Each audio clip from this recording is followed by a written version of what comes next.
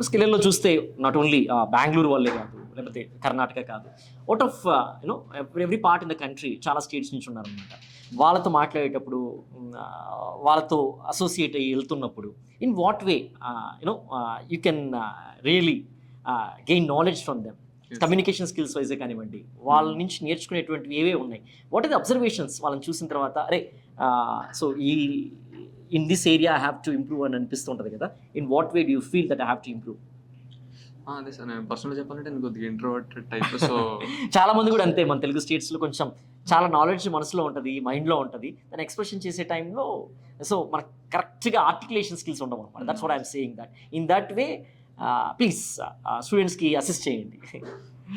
ఏం లేదు సార్, వాళ్ళని చూసి నేర్చుకోవడం ఏమైనా ఉందంటే వాళ్ళతో కొద్దిగా ఇది చెప్పాలంటే చాలా మంచి ఆపర్చునిటీ మనం అందరితో గొప్పపోవడానికి. ఎందుకంటే మనం కొద్దిగా జాబ్స్ అవి వెళ్ళినప్పుడు వేరే వాళ్ళతో కమ్యూనికేట్ చేయడం కొద్దిగా కష్టం అవుతుంది. అవును. ఒకవేళ మనం జస్ట్ మన కంఫర్ట్ జోన్ ఉంటే, ఇక్కడ స్కేలర్కి వచ్చిన తర్వాత ఎవ్రీ స్టేట్ వాళ్ళు ఉంటారు మ్యాక్సిమం. సో వాళ్ళందరితో మాట్లాడడం వల్ల వాళ్ళ కల్చర్ కానీ మనం అంటే వేరే అంటే మనకి అవుట్ ఆఫ్ కంఫర్ట్ జోన్ వెళ్ళినట్టు పీపుల్తో కమ్యూనికేట్ చేయడంలో వాళ్ళతో మాట్లాడడం వల్ల ఎలాగైనా యూజ్ అవుతుంది సార్. ఎందుకంటే వాళ్ళ దగ్గర నుంచి మనం నేర్చుకోవచ్చు, మన దగ్గర నుంచి వాళ్ళు నేర్చుకోవచ్చు.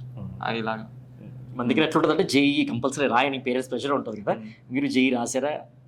దాంట్లో ఎలా వచ్చాయి మీకు పర్సెంటైల్? రాసింది సార్, ఇంటూ శ్రీ చైతన్యలో చేసిన 2+1+2. సో జేఈ మెయిన్స్లో 93.4% వచ్చింది సార్. Good good. అండ్ అడ్వాన్స్లో EWS rank 6,200 something. Nice nice. So జేఈలో 93.2% వచ్చింది అండ్ ఈడబ్ల్యూఎస్ ర్యాంక్ కూడా 6,200 వచ్చింది. మంచి కాలేజ్ వచ్చేది అనమాట, లైక్ ప్రీమియర్ ఇన్స్టిట్యూట్స్లోనే ఐఐటీస్లో. But choose scale at this right thing, you know it's great thing you know in fact. So కాబట్టి it's new age school, new age technology driven school అనమాట. అందుకే నాకు తెలిసి చూస్ చేసుకుని ఉంటాం.